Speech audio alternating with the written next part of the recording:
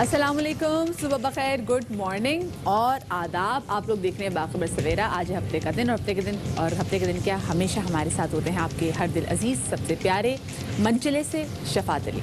और आपके सामने होती हैं हर दिल अजीज़, आप सबकी जानी मानी अजीज़ा और आप सबकी जानी मानी मदीहा नकवी।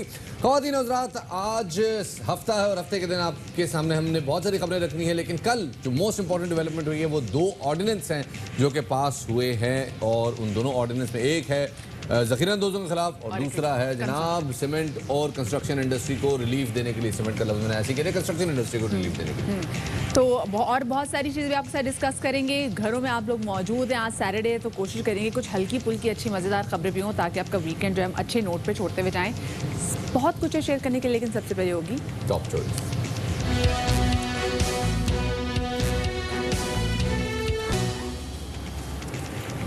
मुल्क भर में कोरोना के केसेस हैं ये बढ़ते ही चले जा रहे हैं और इस वक्त भी अगर हम बात करें तो मुल्क में मुतासरीन की जो मजमूई तादाद है वो 7025, जबकि अमवात 135 तक जा पहुंची हैं। जी जनाब, बल्कि अभी इनफैक्ट जो अपडेट मौजूद है हमारे पास उसमें ये तादाद इससे भी ज़्यादा बताई जा रही है, जो कि तकरीबन 143 के लगभग है।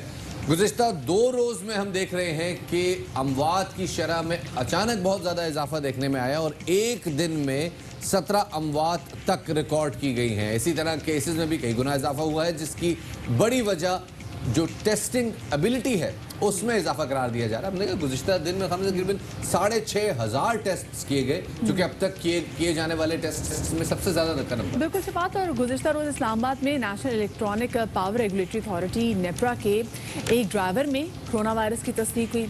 सिंध में अगर हम आ जाएं तो वस्ती कराची की कच्ची आबादियों में 11 कोरोना वायरस के केसेस सामने आए हैं और जुमे के रोज़ एक्सपो सेंटर में टाइम क्वारंटीना का पहला मरीज़ जो है, ये खैर अच्छी खबर जो आपके साथ शेयर करें, वो सेहतियाब होकर अपने घर रवाना भी हो गया। जो वहाँ पे डॉक्टर्स थे, पैरामेडिकल स्टाफ थे, उन्होंने जब उनको रुखसत किया तो तालियों के साथ रुखसत किया। मुआवने खुसूसी बराए सेहत डॉक्टर जफ़र मिर्ज़ा कहते हैं कि कराची के अस्पतालों में अमवात के बारे में कहा जा रहा है कि कोरोना की वजह से हुई हैं, ये कहना कबल इस वक्त है। उन्होंने क्या कहा आपको सुनवाते हैं।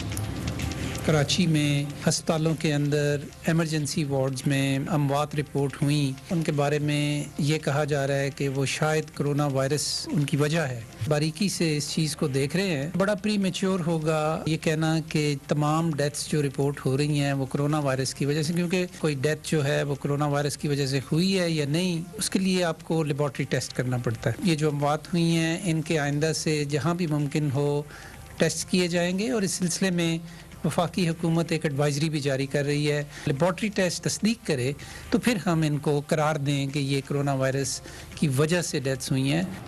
कारोबारी हजरात के लिए जनाब उनकी जानिब से जो 2 रोज़ दिए गए थे या उनकी जानिब से दिए गए थे, हुकूमत की जानिब से दिए गए थे, उसका आखिरी रोज़ है। सिंध हुकूमत ने ताजर बरादरी को आज मुज़ाकरात के लिए मदऊ किया है। सईद गनी कहते हैं कि मामलात बेहतर अंदाज में हल होने की उम्मीद है। क्या कहा उन्होंने, आपको सुनवाते हैं। मैंने उनसे मुलाकात की थी, मुर्तज़ा भी मेरे साथ थे और उन्होंने अपने इश्यूज़ भी बताए, कुछ ऑप्शंस भी दिए उन्होंने कि किस तरह से वो अपना कारोबार करना चाहते हैं। फिर मैंने वो चीफ़ मिनिस्टर साहब से शेयर किए और हो सकता है कि कल उनकी कोई मुलाकात भी हम कर लें, सीएम साहब के साथ कोई मीटिंग हो जाए। यहाँ पर लॉकडाउन के हवाले से आपको एक और अपडेट ये देते चलें कि सूबा सिंध में रेस्टोरेंट्स जो हैं और तंदूर जो हैं इनको खुलने की इजाज़त मिल गई है, लेकिन रेस्टोरेंट्स में आप जा नहीं सकते। वहाँ पे टेक अवे की और डिलीवरी की जो सर्विसेज हैं सिर्फ वो अवेलेबल होंगी और साथ में जो इनका टाइम होगा वो सुबह 8 से लेके शाम 5 बजे तक होगा। ये सिर्फ होम डिलीवरी टेक अवे की इजाज़त है जनाब। और इसी तरह डाओ ओझा कैंपस में पाकिस्तान सिक्योरिटी प्रिंटिंग कॉरपोरेशन को के 2 मुलाजमीन को कोरोना के शुबे में इलाज के लिए मुंतकिल किया गया है, क्योंकि उनमें भी कोरोना वायरस की तस्दीक हुई थी। बहुत सारे हमने जो रैंडम हमें केसेस मिले हमने आपके सामने इस मौके पर रख दिए। मेरे ख्याल में ये एक बुके हमने दिया है, हमने एक बुके दिया है, it's corona bouquet for you. लेकिन हमने सारी कोशिश की कि आपके लिए इसमें जो भी मालूमात है वो हम रख दें। अब आते हैं जनाब कल होने वाली 2 अहम डेवलपमेंट्स की जानिब। इसमें पहली अहम डेवलपमेंट थी जनाब कंस्ट्रक्शन इंडस्ट्री के लिए जो ऑर्डिनेंस इसकी बड़े अरसे से बात की जा रही थी, कल उसके एक सर्कुलर के जरिए मंजूरी दे दी गई है, जिसके तहत बिल्डर्स और लैंड डेवलपर्स को इनकम टैक्स और कैपिटल गेन टैक्स में छूट हासिल होगी। घर फरोख्त करने पर भी कैपिटल गेन टैक्स लागू नहीं होगा। इसी बारे में मजीद बात करेंगे। चेयरमैन आबाद मोहसिन शगानी साहब हमारे साथ मौजूद है। मोहसिन साहब बहुत शुक्रिया, आपने बाखबर सवेरा को वक्त दिया। ये बताएगा कितना ज़रूरी है इस ऑर्डिनेंस का मंजूर होना, और कंस्ट्रक्शन सेक्टर में क्या तब्दीलियां फिर आप रोनुमा होते हुए देख रहे हैं इससे? काफ़ी चेंजेस होगी। मैं समझता हूँ कि सबसे इम्पॉर्टेंट ये है कि आम लोगों के लिए बहुत ज़्यादा रिलीफ दिया गया है इसमें, और उससे ये होगा कि आम आदमी जब अपना घर बेचा तो वो उसको गेन टैक्स नहीं लगेगा, वो जो मुनाफा होगा वो भी नहीं शो कर सकता। इसके अलावा आपको आम लोगों को जब पहला घर खरीदेगा तो भी प्रॉब्लम नहीं है, उसकी भी उस डॉक्यूमेंटेशन का मतलब सोर्स ऑफ इनकम नहीं पूछी जाएगी। और आम लोग को जो इन्वेस्टमेंट्स भी करेंगे कंस्ट्रक्शन इंडस्ट्री में, उस हवाले से भी कोई पूछ नहीं होगी। अच्छा, ये बताइए कि मोहसिन शेखानी साहब के इसमें दो मेन इंग्रेडिएंट्स जो हैं कंस्ट्रक्शन इंडस्ट्री के, जो कि सीमेंट और स्टील हैं, उस हवाले से कोई खास रिलीफ नहीं है। इनफैक्ट सीमेंट के ऊपर तो एक्साइज ड्यूटी भी मौजूद है, जो कि हम देखते हैं कि सिर्फ लग्जरी आइटम्स के ऊपर होती है, जैसे सिगरेट्स के ऊपर या बेवरेजेस के ऊपर। उसके हवाले से क्या आप लोगों को कोई तहफ़्फ़ुज़ात है?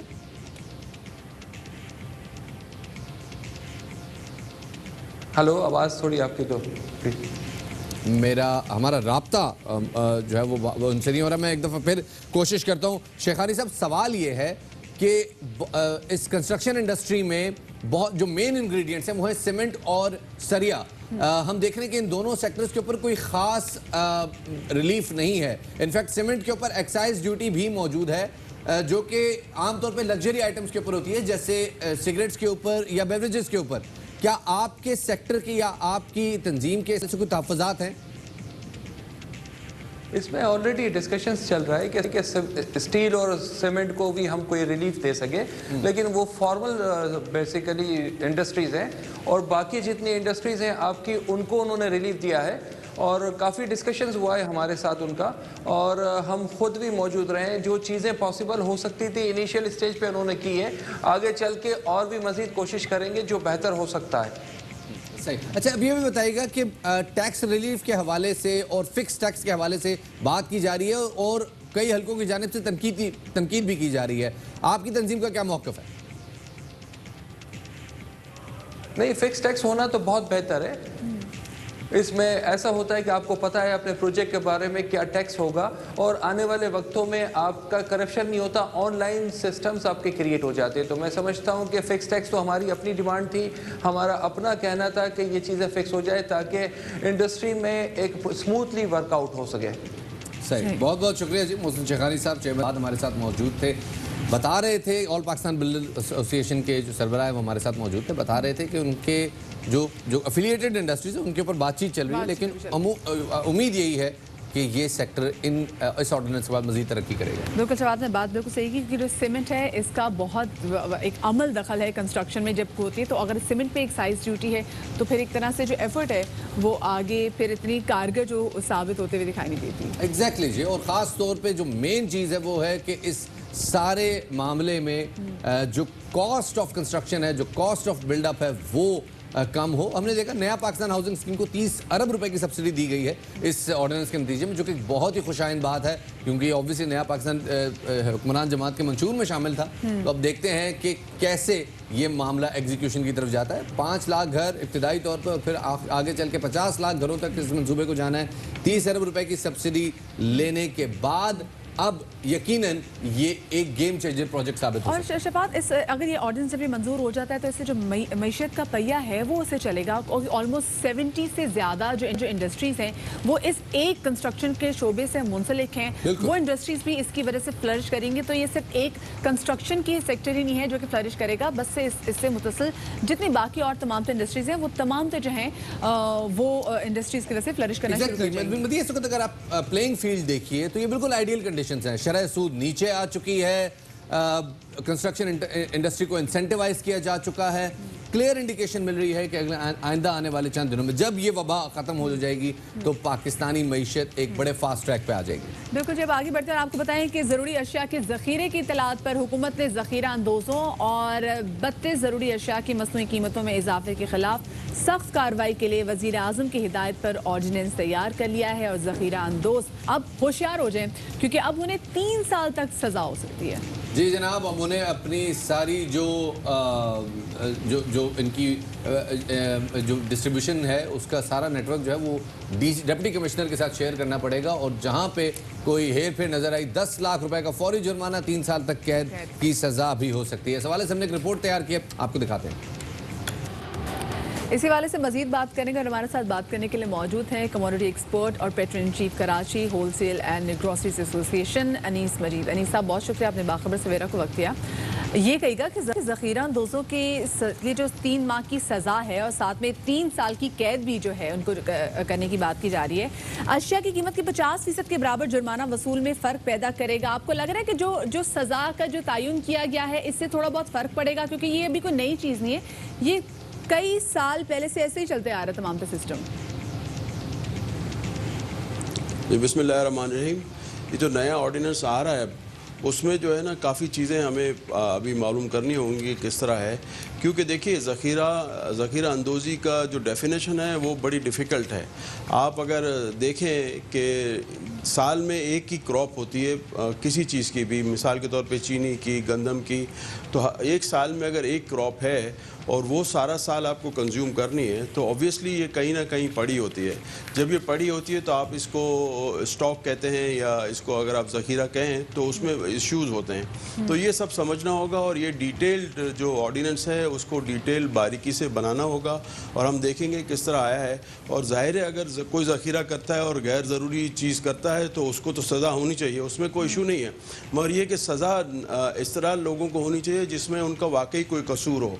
अब मैं आपको एक मिसाल देता हूँ, गंदम की हमारी 25 मिलियन टन की क्रॉप है, उसमें से जो गवर्नमेंट खरीदेगी, पंजाब गवर्नमेंट 4.5 मिलियन खरीदेगी, पासको 1.7 खरीदेगी, सिंध जो है 1.4 खरीदेगा, और इसी तरह प्रोविंस जो हैं NWFP और 2 प्रोविंस और मेरे ख्याल है 0.5 इस तरह कुछ खरीदेंगे। अनीस साहब, मैं थोड़ी सी आसानी कर देता हूँ। देखिए बहुत सारी होर्डिंग सिर्फ गंदम तक महदूद नहीं है, इसमें edible oil, distilled water, fruit juices, squashes, salt, potatoes, onions, pulses, fish, beef, mutton, eggs, गुड़, स्पाइसेस, बहुत सारे ऐसे ग्रोसरी आइटम्स हैं जिनकी होर्डिंग के ऊपर बात की जा रही है। हम एक ही ग्रोसरी आइटम 3 मुख्तलिफ स्टोर से खरीदें, 3 मुख्तलिफ कीमतें मिलती हैं विद इन 1 किलोमीटर। उस सारी सूरत हाल में आप मुझे बताइएगा कि आपको क्या लगता है कि इस ऑर्डिनेंस के आने के बाद ये सूरत हाल कुछ तब्दील हो पाएगी?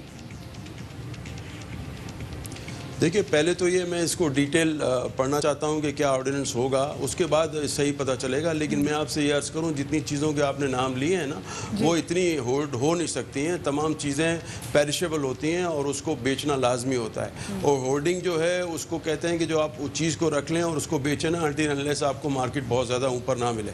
तो मैं ये समझता हूँ कि इसमें बहुत डिटेल, और ये ऑर्डिनेंस को भी बहुत डिटेल होने की ज़रूरत है, क्योंकि हर जगह होलसेलर के पास आपको क्वान्टिटी अवेलेबल होगी। आप कहेंगे कि इन्होंने होर्डिंग कर ली है, तो ये सारी चीज़ें बहुत समझने वाली हैं और इसमें बहुत डिटेल्ड आपको ऑर्डिनेंस में भी लिखत होनी चाहिए। ये बता दें अभी मार्केट में क्या सूरत हाल है? तमाम तर अशिया ज़रूरिया मार्केट में अवेलेबल हैं?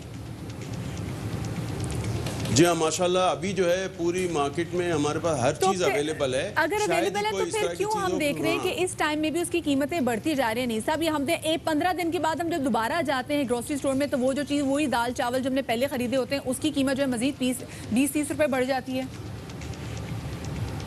हाँ, ये जो चीज़ें हैं ना, ये मैं आपको इसको सही बताऊं, देखिए जो दालें हैं वो ऑलमोस्ट 70-75% इंपोर्ट होती हैं। और जब से आपकी कोरोना वायरस, आप 25 दिन पहले या 30 दिन पहले के जो US डॉलर के रेट हैं वो देखें और जो अभी के रेट हैं वो देखें, तो आपको पता चलेगा कि जो है ना 9-10 रुपये का डॉलर में इजाफा हो गया है। तो उस लिहाज से जो है वो कीमतों में ग्रेजुअली इजाफा होता जा रहा है। अभी भी उसका पूरा इम्पैक्ट नहीं आया, लेकिन अब पूरा इम्पैक्ट आएगा तो मज़ीद इजाफा भी होगा। और क्योंकि ये दुनिया भर में कोरोना है और आपने देखा कि दुनिया भर में डिमांड्स आनी शुरू हो गई, तो पिछले साल जो कमोडिटी मार्केट में प्राइसेस कम थे वो अब इस साल जो है वो 1 महीने के अंदर आपको 100 से $150 पर टन इंटरनेशनल मार्केट में इजाफा हो गया है। तो अभी जो है हमें अल्लाह का शुक्र है कि अभी तक जो भी है वो काफ़ी रीजनेबल प्राइसेस अवेलेबल हैं, लेकिन ग्रेजुअली ये और बढ़ेंगी। मगर ये कि हुकूमत उसमें साथ दे और तमाम लोग साथ दें। ग्रेजुअली और इंक्रीज होंगे। अनीस साहब, लोगों की तो बाइंग पावर खत्म होती जा रही है। वहाँ पे अगर अगर हम जाके जब रुख करते हैं ग्रोसरी स्टोर्स का, वहाँ पे चीज़ें महंगी होती जा रही है। पहले आप बोले जी डॉलर क्योंकि महंगा हो रहा है, लेकिन दूसरी तरफ पेट्रोल की कीमतें भी तो कम हो रही, उससे क्यों नहीं फर्क पड़ा कुछ इन पर? जी हाँ, देखिए उससे तमाम चीज़ों का इम्पैक्ट आता है। डॉलर की कीमत इंशाल्लाह सॉरी पेट्रोलियम की कीमतें और भी कम होंगी, उससे भी इम्पैक्ट आएगा। और अगर आप चेक करें तो यही मेरा कहना है कि अगर आप चेक करें प्रॉपर्ली देखें तो मेरा हुकूमत से यही रिक्वेस्ट है कि सब चीज़ों को संभालने से पहले डॉलर को संभाला जाए। अगर डॉलर संभलेगा तो हर चीज़ में आसानी हो जाएगी इंशाल्लाह। मुझे उम्मीद है कि जैसे कल थोड़ा स्टेट बैंक ने इंटरवीन किया है तो डॉलर में कुछ बेहतरी हुई है। तो मैं समझता हूँ ये बेसिक जो जड़ है ना, उसको मेरी रिक्वेस्ट हुकूमत से ये होगी कि कम से कम वो 6 महीने या 1 साल के लिए इसको मुंजमद कर दें डॉलर को, ताकि ये तमाम चीज़ें आपकी स्टेबल हों और आप पूरी साल एक ही तरह की चीज़ें खरीद सकें और एक ही प्राइस में आपको मिले। ये तमाम इंडस्ट्री के लिए अच्छा होगा, एक्सपोर्ट इंडस्ट्री के लिए भी अच्छा होगा, क्योंकि इससे एक्सपोर्ट आपकी कुछ बढ़ नहीं रही है, क्योंकि जो सारी एक्सपोर्ट है हमारी आपकी बात समझ में आती है कि एक्सपोर्ट बढ़ नहीं रही है और डॉलर की कीमतें, लिहाजा इंपोर्ट आइटम्स पे तो फर्क आ सकता है, ये बात समझ में आती है।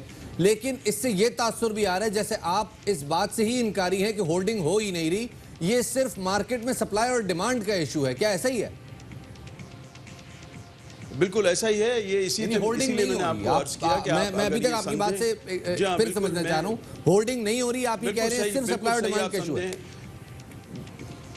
बिल्कुल, और डिमांड और सप्लाई में इतना फ़र्क है कि मैं नहीं समझता कि मैंने अपनी लाइफ में इतनी डिमांड कभी देखी है। देखिए पहले तो एक रमज़ान आता तो माशाल्लाह डिमांड हमारी बढ़ती थी।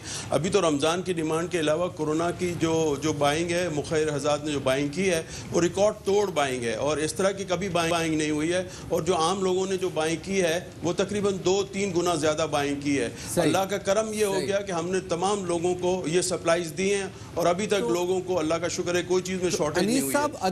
अगर ज़ख़ीरा अंदोज़ी हो नहीं रही, अगर ज़ख़ीरा अंदोज़ी हो नहीं रही तो फिर हुकूमत ये इतना संगीन ऑर्डिनेंस क्यों ला रही है? डेफिनेटली कोई शिकायत तो ऐसी पैदा हुई होगी। नहीं, मैं ये समझता हूँ कि हुकूमत का तो काम है कि वो हर चीज़ का ख्याल करे और ये ऑर्डिनेंस लाना भी हुकूमत के लिए अच्छी बात है और ये एक पायलट प्रोजेक्ट है इस्लामाबाद के लिए। मैं समझता हूँ ये भी अच्छी बात है कि वो चेक कर लेंगे कि कहाँ अच्छाई है कहाँ बुराई है और अगर कोई होर्डिंग करता है तो उसको सज़ा लाजमी होनी चाहिए। मैं उस बात का हामी हूँ। अब ये है कि मैंने आपको पहले भी बताया है कि 1 साल में एक क्रॉप होती है तो पूरा साल तो रहती है, उसके लिए भी कोई कानून आप लोग बनाएंगे जब आपको होर्डिंग का और स्टॉक का समझ आएगी कि किस तरह करना चाहिए। क्योंकि पूरा साल देखिए 25 मिलियन टन की गंदम की क्रॉप आप 80 लाख टन तो आपकी गवर्नमेंट रख लेगी, बाकी कहाँ जाएगा? कोई मिलर रखेगा, कोई स्टॉकिस्ट रखेगा, कहीं ना कहीं तो ये चीज़ पड़ी होगी, पूरा साल कंज्यूम होगी। इसी तरह शुगर में होता है, अभी आपकी 50 लाख टन की कंजम्पशन है और आपकी जो है वो पैदावार अभी 4 महीनों में कंप्लीट हो गई, तो फिर वो पड़ी तो रहेगी, पूरा साल चलेगी, तो उसको अगर आप किस जुमरे में लेंगे? तो ये बहुत ज़्यादा वजाहत की ज़रूरत है और इसको खैर से समझ के करने की ज़रूरत है। सही, बहुत शुक्रिया जी हमें इस हवाले से आगाही देने का। हमारे साथ मौजूद हैं अनीस मजीद, पैट्रन इन चीफ हैं Karachi wholesale and grocery association के। छोटा सा ब्रेक शामिल करते हैं, ब्रेक के बाद दोबारा हाजिर होंगे, हमारे साथ रहिएगा।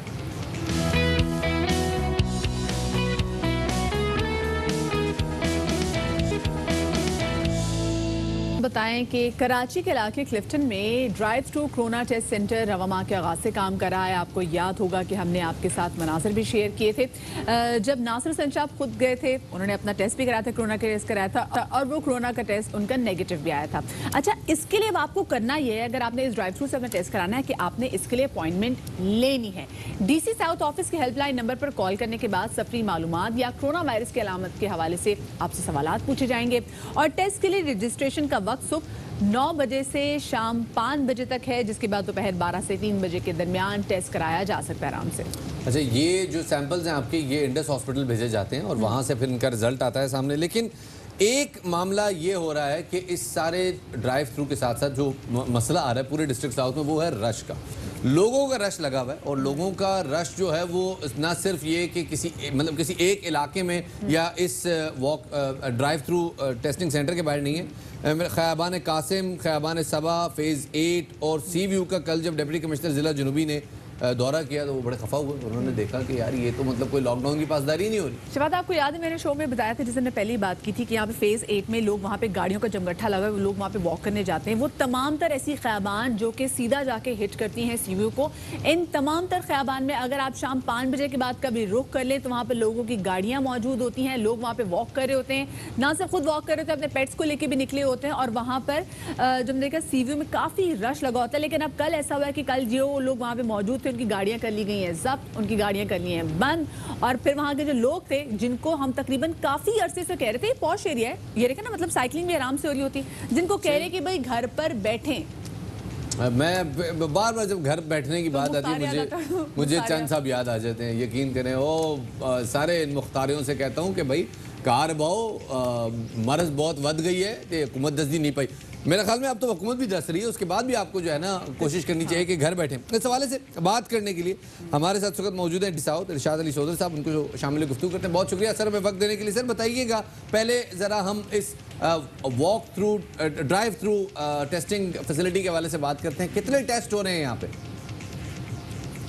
लेकिन ये जो हमारी ड्राइव थ्रू की फैसिलिटी है उस पर डेली बेसिस पे 50 से 60 लोगों का जो है विज़िट होता है। और स्क्रीनिंग के बाद तकरीबन 35 to 40 जो एवरेज चल रहा है उनका टेस्ट होता है। क्योंकि आपको पता है कि टेस्ट किट्स की जो तादाद है वो लिमिटेड होती है, तो हम उसको ज़ाया नहीं करना चाहते। तो डॉक्टर्स पहले स्क्रीनिंग करते हैं जो विजिटर्स होते हैं और जिनका ज़रूरी समझा जाता है उनका टेस्ट किया जाता है। सही। तो अब तक जो है जो पिछले 2 हफ्तों में हमने इसको फंक्शनल किया था, तो अब तक अराउंड 240 के करीब जो है वो टेस्ट हो चुके हैं। और जिनमें एक पॉजिटिव चीज़ ये है कि उसमें हमें सिर्फ 8 केसेस जो है वो पॉजिटिव आए हैं। अच्छा। जिसे एक इलाके का हमें सैंपल साइज भी मिलता है कि इस इलाके में जो है वो incidence of spread of disease जो है वो कम है। अच्छा, एक बार फिर से चाहूँगी हमारे नाज़रीन के लिए बताएगा कि ड्राइव थ्रू में आने वालों की जो तादाद है वो उमूमी तौर पे रोज़ वो कितनी तादाद है और क्या बतदरीज तादाद बढ़ती जा रही है जो लोग इस ड्राइव थ्रू के थ्रू अपना टेस्ट करवा रहे हैं? जी बिल्कुल। अब शुरू में जब हमने स्टार्ट किया तो वो डेली 15 से 20 लोग आ रहे थे और ऐसा ऐसा जैसे मज़ीद लोगों को पता लगा हमने भी उसको मीडिया के थ्रू भी जो है लोगों को उसकी इन्फॉर्मेशन दी। तो अब जो है वो तादाद काफ़ी बेहतर हुई है, बड़ी है और 50 से 60 लोग जो है आ रहे हैं। और हमारी कैपेसिटी जो है एक दिन में एक उस पॉइंट पे प्रोसेस करने की उससे भी थोड़ी ज़्यादा है। हम 80-90 लोग प्रोसेस कर सकते हैं एक दिन में। तो हम कोशिश कर रहे हैं कि हम मैक्सिमम लोगों को जो है ड्राइव थ्रू फैसिलिटी के थ्रू जो है स्कैन करें, स्क्रीन करें और उनका टेस्ट हो। सही, बहुत शुक्रिया जी। साहब हमारे साथ मौजूद थे। हम बात करें हैं डिस्ट्रिक्ट साउथ के हवाले से जहां पर ये ड्राइव थ्रू ये फैसिलिटी मौजूद है। इसके बावजूद जैसे हमने कल देखा कि कल वहाँ पे लोग ड्राइव करके जा रहे हैं और एक जगह पे जाके गाड़ी रोकते हैं, जहाँ पे वो समुंदर देखते हैं, गाड़ियों से उतरते हैं, वॉक करना शुरू कर देते हैं। कल बड़ा एक्शन भी लिया गया और लोगों ने कल तो कहा क्योंकि गाड़ियाँ जब्त कर ली गई थी कि जी अब हम नहीं करते। इसी हवाले से हमारे साथ जनाब स्टूडियोज़ में मौजूद हैं हमारे नुमाइंदा अरबाब चांडियो साहब। बहुत शुक्रिया सर हमें वक्त देने के लिए। सर पहले तो ये बताइए कि डिस्ट्रिक्ट साउथ में क्या हो रहा है? सबसे ज़्यादा केसेस भी वहाँ पे हैं, उसके बावजूद लॉकडाउन किसी तरह से फॉलो भी नहीं किया जा रहा है। ये क्या हो क्या रहा है वहाँ? डिस्ट्रिक्ट साउथ में एक ख़ास तबका भी रहता है जिसको डिफेंस क्लिफ्टन के बासर लोग कहते हैं। वो इस लॉकडाउन को किसी खातर में ही नहीं लाते।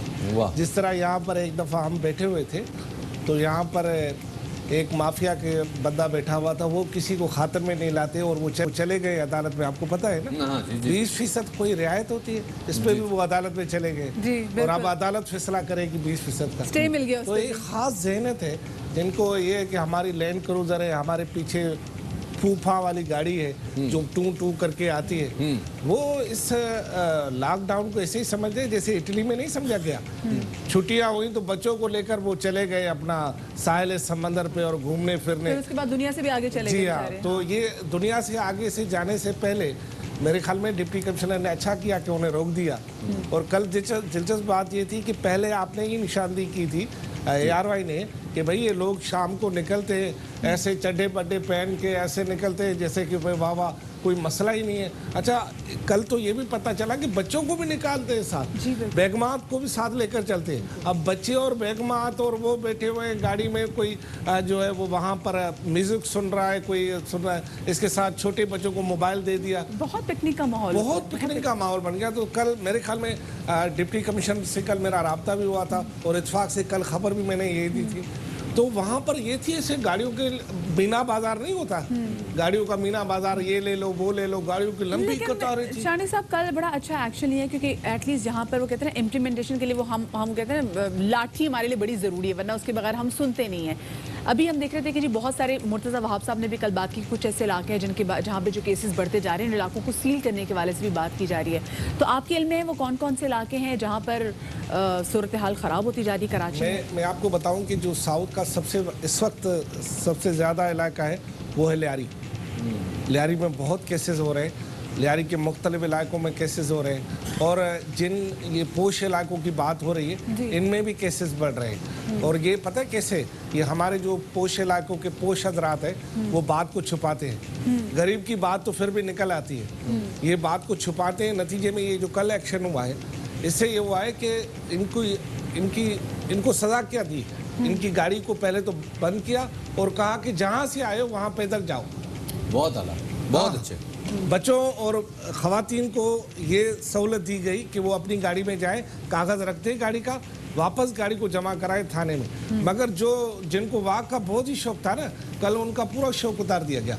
कहा कि बच्चा घर तक पैदल जाओ, और जहां आपको पतला होना है, जितना पतला होना है, लॉकडाउन को पतला होने से पहले आप खुद को पतला कर दे, वो आराम से उनको घर तक पहुंचा देगा मोबाइल की कस्टडी में, ताकि कोई इनको थप्पड़ शपड़ न मारे बीच में।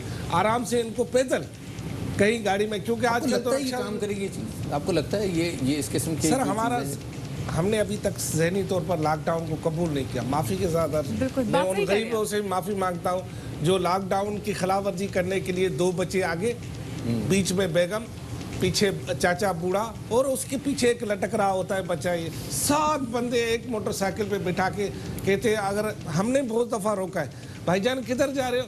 वो साड़ी जी सस बीमार है, मैं होने जा रहा है, वो साड़ी अम्मा जी तबीयत ख़राब है। अरे भाई, मुख्तलिफ ज़बानें बोलने वाले मुख्तलिफ ज़बानों में कहते। एक को मैंने लोग कहा, वो एक ही थे उसमें गधा गाड़ी में 7-8 बंदे। अच्छा, किधर जा रहे हो? चिलियारी। मैंने कहा वाकई लग रहा है। तो ये हमारे लोग जो है ना, इस लॉकडाउन को मशकरी समझ रहे, मजाक समझ रहे। ये जो हमारा, माफ़ी के साथ अर्ज, ये जो वायरस है ना, इसकी नस्ल का अभी तक पता ही नहीं चला।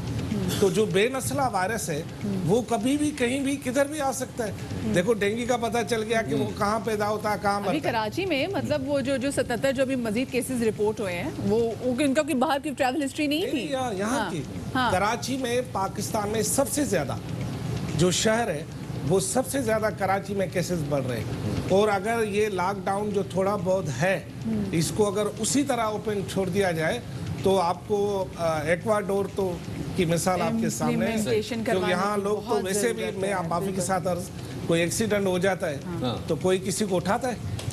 कहते ही नहीं। बिल्कुल बिल्कुल सही कहा आपने, बहुत शुक्रिया जी हमें इस हवाले से आगाही देने का। बाब चांडियो साहब हमारे साथ मौजूद थे। आगे बढ़ते हैं जी, और एक अहम मसले की तरफ बात करते हैं, वो ये कि रमज़ान की आमद है। रमज़ान होगा तो साथ में तरावी भी होगी, और फिर ये इबादत का महीना है जी। तो कैसे होगी, इस हवाले से ऐवान सदर में हुकूमत आज उलमा के साथ एक मीटिंग कर रही है। इस हवाले से एक रिपोर्ट तैयार की, आपको दिखाते हैं। इबादत और मजहबी उमूर से मुताल्लिक कौमी लाहे अमल बनाने का अज़्म, नमाजें कैसे अदा होंगी, तरावी के इज्तिमात का क्या होगा। आज ऐवान सदर में विफाकी हुकूमत तमाम मकातब फ़िक्र के उलमा और मशाइख को एतमाद में लेगी। इंशाअल्लाह ताला इज्तिमाई तौर पर हम उनको बुलाएंगे, बिठाएंगे, सुनेंगे, सुनाएंगे। विफाकी वजीर मजहबी उमूर नूरुल हक कादरी कहते हैं, रमजानुल मुबारक में उलमा का ताउन दरकार है। उलमाए कराम को एतमाद में लेने के सिवा कोई दूसरा रास्ता नहीं। रमजान मुबारक के हवाले से जो इस मुल्क में माहौल होता है, जब तक उलमाए कराम साथ न दें और वो ताउन न करे तो हम नहीं कर सकेंगे। विफाकी वजीर मजहबी उमूर ने बताया कि उम्मीद है उलमा से मुलाकात में इत्तफाक राय कायम हो जाएगा। सियासी व मजहबी जमातों के कायदीन से भी हुकूमत ने राब्ते किए हैं। ऐवान सदर की मुलाकात के बाद वजीर आजम हाउस में भी एक मुलाकात होगी। वजीर आजम खुद उलमा से कुछ अहम उमूर पर गुफ्तगू करेंगे। वजीर मजहबी उमूर का कहना था कि उम्मीद है दरमियानी रास्ता निकाल कर रमजान के तमाम प्रोग्राम्स का इनेकाद यकीनी बना लेंगे। अवाम को कोरोना से महफूज रखने के लिए सऊदी हुकूमत ने एक बहुत बड़ा ऐलान किया है। रमज़ान के दौरान मखसूस अफराद बाजमात नमाज और तरावी अदा कर सकेंगे। सऊदी हुकूमत के मुताबिक मस्जिद नबवी, खाना काबा और दीगर मसाजिद में काम करने वाले अफराद ही बाजमात नमाज और तरावी अदा कर सकेंगे। सऊदी मुफ्ती आज़म शेख अब्दुल अजीज़ अल शेख ने मशवरा दिया है कि रमज़ान मुबारक में होने वाली तमाम इबादात बशमूल नमाज ईदैन के वो घरों में ही अदा की जाएं। और यहाँ पर हम लेंगे एक छोटी सी ब्रेक, हमारे साथ रहिएगा।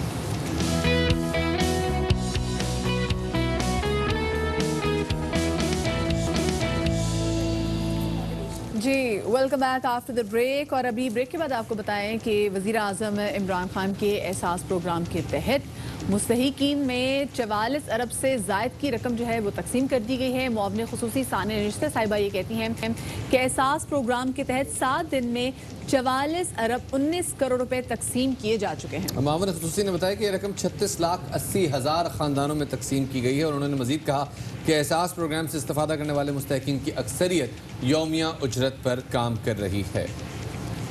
अच्छा, अभी शफात जब हमारे साथ अरबाब चांडी साहब मौजूद थे और उस पर हम बात ये कर रहे थे कि हमने देखा कि किस तरीके से कराची के इलाके डिफेंस और क्लिफ्टन में लोग लॉकडाउन की बिल्कुल पासदारी नहीं कर रहे, घरों से बाहर निकल रहे हैं क्योंकि तमाम तो लोग घरों में मौजूद हैं, उनको समझ नहीं आ रहा कि एग्जैक्टली वो लोग क्या करें।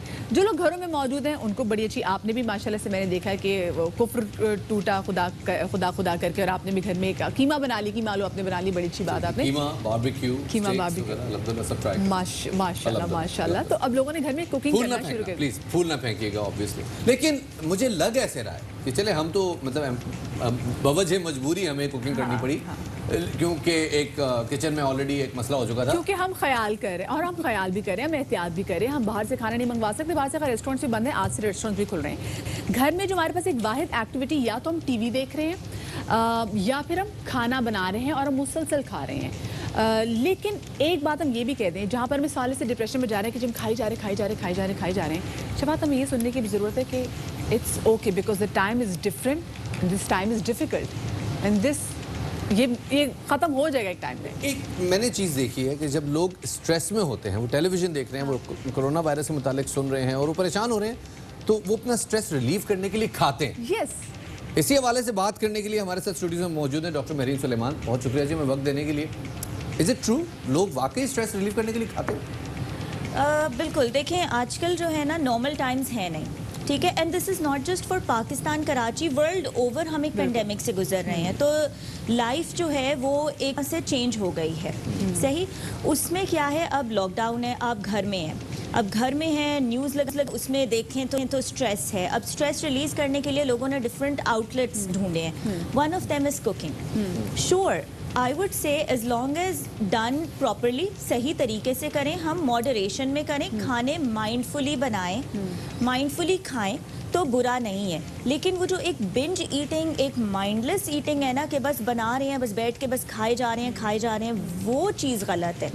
उसको शेप करें, मतलब ज़रूर पकाएं, ज़रूरत है चीज़ें पकाएं, ऐसी चीज़ें पकाएं जिस तरह आजकल क्या है, कोविड फैला हुआ है तो इम्यूनिटी बूस्टिंग की ज़रूरत है, वो चीज़ें पकाएं। सुबह के नाश्ते में आमलेट और दोपहर के खाने में कोरमा, शाम की चाय में पिज्ज़ा और रात के खाने में बिरयानी की ज़रूरत नहीं है। जी, थोड़ा सा ये अब देखिए, अब एक्सरसाइज तो कोई एज सच करें तो बहुत अच्छा है, इसी लाइफस्टाइल में घर में बैठ के करें। अब वो आम एक्टिविटी तो है नहीं। अब घर में आपने ऑमलेट से शुरू करते करते अगर बिरयानी पे एंड किया तो हफ्ते भर में फिर कोलेस्ट्रॉल और अपनी ब्लड शुगर का अंदाजा कर लेंगे। हमने बड़े बड़े सेलिब्रिटीज़ को महरीन देखा है कि वो बड़े आराम से वो किचन से अपनी लाइव नशरियात दे रहे होते हैं, वो चाहे इंस्टाग्राम हो, वो यूट्यूब पे वीडियोस, बहुत सारे लोगों ने यूट्यूब चैनल बना लिए इस तमाम टाइम में। लोग प्रोडक्टिविटी में कहीं ना कहीं काम करें, बिकॉज आपको स्ट्रेस रिलीज करने के लिए कुछ ना कुछ चाहिए।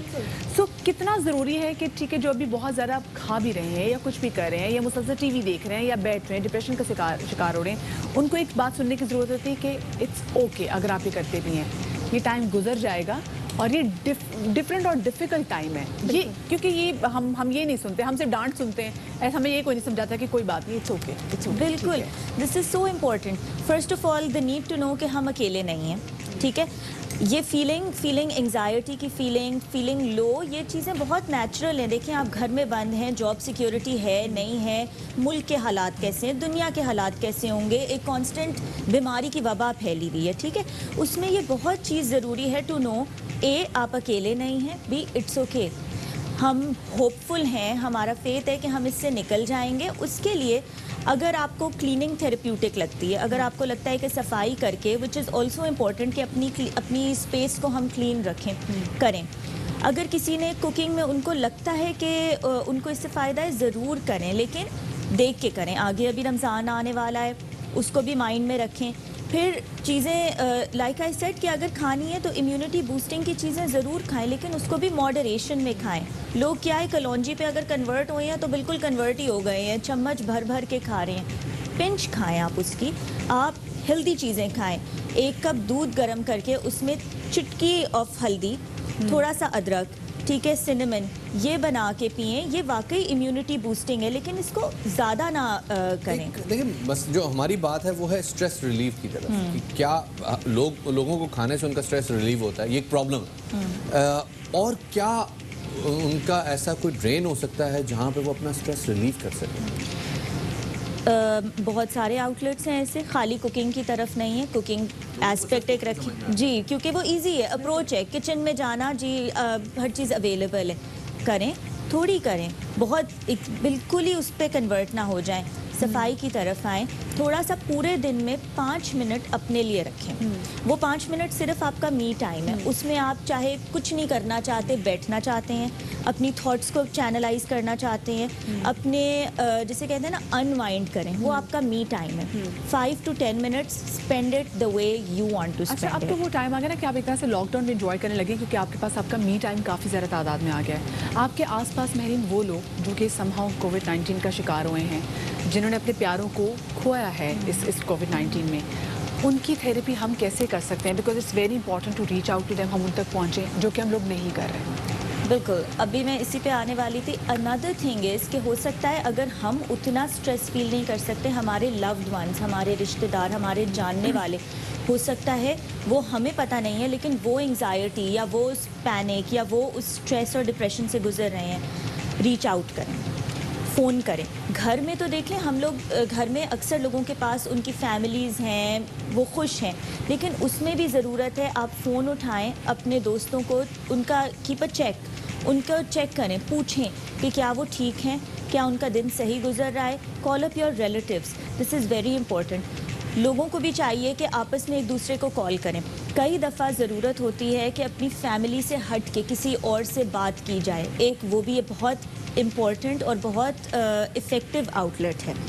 Talk to people, talk to someone you trust, share about your day, अपने दिन के बारे में। Not just your family, sometimes you actually need other people. Family के अलावा किसी से बात करने की ज़रूरत होती है, और आप अपने तौर पे भी रीच आउट करें।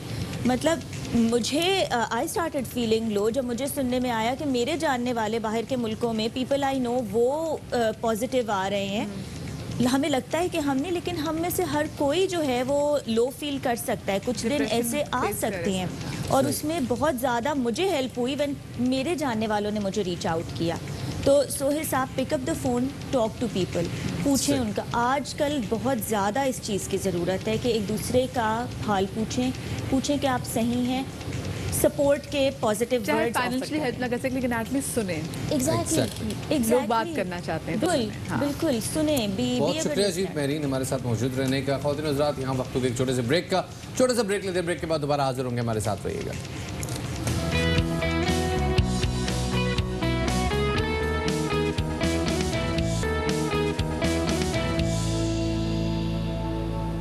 ब्रेक के बाद खुशामदीद कहते हैं आपको बाखबर सवेरा में। ब्रेक पे जाने से पहले हम बात कर रहे थे जनाब उस खाने की जो कि आप आजकल बिला वजह खा रहे हैं, ये आपकी और आपके इर्द गिर्द बैठे हुए अफराद की सेहत के लिए इंतहाई मुज़िर है।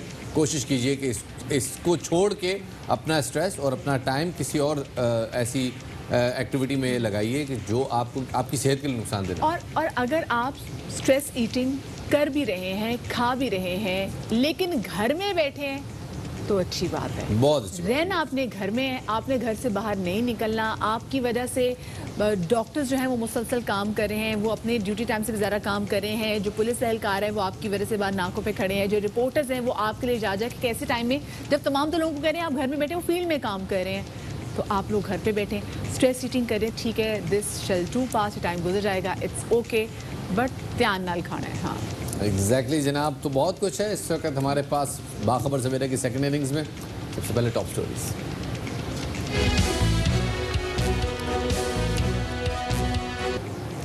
सबसे पहले बात करते हैं जनाब उस मसले की जो इस वक्त घर बैठे तमाम स्टूडेंट्स जो कि बाखबर सवेरा देख रहे हैं, उनके बड़े दिल की आवाज़ और वो चाहते हैं कि इस मसले बात की जाए, और वो है ऑनलाइन क्लासेस। बिल्कुल जी, लॉकडाउन की वजह से तालीमी इदारों की जानिब से ऑनलाइन क्लासेस जो शुरू की गई हैं, इसमें स्कूल, कॉलेजेस और यूनिवर्सिटी लेवल पर ऑनलाइन क्लासेस का इनेकाद किया जा रहा है।